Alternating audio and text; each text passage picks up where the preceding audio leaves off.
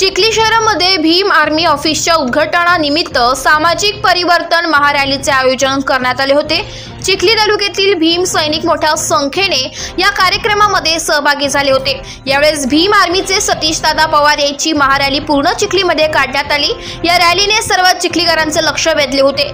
यावेळी सतीश दादा यांनी छत्रपती शिवाजी महाराज तसेच भारतरत्न डॉक्टर बाबासाहेब आंबेडकर व महात्मा ज्योतिबा फुले यांना त्रिवार वंदन केले।